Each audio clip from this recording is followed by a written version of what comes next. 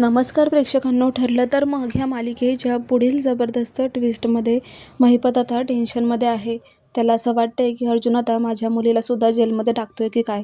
तो आता पोलीस हवालदाराला बोलवतो आणि सांगतो की तुझ्याकडे पेन आणि एखादा कागद असेल तर दे बरं. त्यावेळेला आता पोलीस त्याला एक पेन आणि कागद देतात. आता नागराज हे बघून म्हणतो की काय रे महिपत, कोणाला पत्र पाठवतोयस, कोणाला ऑर्डर करतोय सांग ना. माझ्याकडे एक वस्तू आहे, हे बघ फोन आहे माझ्याकडे, देऊ का तुला. आता महिपत ती चिठ्ठी फेकून देतो आणि फोन घेऊन तो म्हणतो की हो काम आहे माझं, दे इकडे तो फोन. आता नागराज त्याची खिल्ली उडत असतो म्हणून महिपत त्याच्या हातामधून फोनच हिसकावून घेतो आणि साक्षीला कॉल करत असतो. आता हळूहळू आवाज जातो, साक्षीला सांगत असतो की बाळा एक काम कर, तू ज्या ठिकाणी राहतेस ना तिथून पळून जा आणि थोडे दिवस कोणाशीच कॉन्टॅक्ट ठेवू नको, कारण तुझ्या जीवाला धोका आहे आणि तुझा हा बाप एकदम सुरक्षित आहे, त्यामुळे त्याचं टेन्शन घ्यायचंच नाही. यापुढे कोणाशी कॉन्टॅक्ट करायचं नाही आणि आता या नंबरवर परत कॉन्टॅक्ट करण्याचा प्रयत्न करू नकोस, असं म्हणून तो नागराजला फोन देतो. आणि नागराज आता महिपतला विचारत असतो की एवढ्या वेळ कोणाशी बोलत होतास रे फोनवर. महिपत म्हणतो की सांगेल ना वेळ आल्यावरती, असं म्हणून तो परत त्याचं तोंड फिरवतो. आता नागराज त्याच्यावर हसत असतो.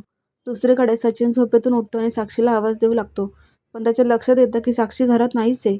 त्यावेळेला त्याला टेन्शन येतं आणि तो आता साक्षीला कॉल करत असतो. पण आता साक्षीचा फोन स्विच ऑफ आहे हे समजल्यावर त्याला धक्काच बसतो. त्याला आठवतं की साक्षीने काल भयानक कृत्य केलं, घरात वस्तू फेकून जो काय राग दाखवलाय, तिचा तो राग बघून सचिनसुद्धा घाबरलाय. पण आता भीती ह्या गोष्टीची आहे की हिने जर फोन बंद केलाय तर ही परत इथे येईल की नाही, ही गायब कुठे झाली आहे, याचंच आता सचिनला टेन्शनच आलंय. हिला कसं शोधायचं, हिचा फोनही स्विच ऑफ आहे, आता मी काय करू. त्यामुळे सचिन आता ह्या गोष्टीला कसं फेस करणार आहे हे आपण पुढे पाहणारच आहोत. पण इथे आता अर्जुन केस असल्यामुळे कोर्टात येतो आणि तिथे नागराज असतो. नागराज अर्जुनला म्हणतो की का माझ्या मागे लागलाय, तू कितीही प्रयत्न कर पण तुझ्या हाती काहीच येणार नाहीये. पण अर्जुन म्हणतो की तुझा हुकुमाचा ऐक का, मला समोर आणायला वेळ लागणार नाहीये, कारण आता मला पुरावे मिळालेले आहेत. त्याच वेळेला महिपतला पण अर्जुन विचारतो की काल जे बोललोय ते लक्षात आहे का. महिपत जरा घाबरलेला असतो, कारण त्याला माहिती आहे की याच्याकडे जर साक्षीचा फोटो आहे तर हा कोर्टामध्ये साक्षीचा फोटो दाखवून तिला सुद्धा अडकवू शकतो. म्हणूनच कोर्टासमोर आता अर्जुन आता आवाज चढवत महिपतला म्हणतो की सांग लवकर, 22 वर्षांअगोदर विराज किल्लेदारचा अपघात तूच घडवला होतास ना. महिपत शिकरे म्हणतो की हो मीच घडवला होता. त्यावेळेला नागराज आणि प्रिया दोघंही खूपच घाबरतात, कारण त्यांना असं वाटतं की आता आमचंही नाव महिपत घेतो की काय.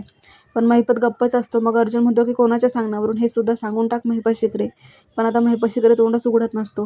म्हणूनच अर्जुन म्हणतो की हे हे बघतोय का एन्व्हलप, हे एन्व्हलपमध्ये फोटो आहेत, हे दाखवू का कोर्टाला.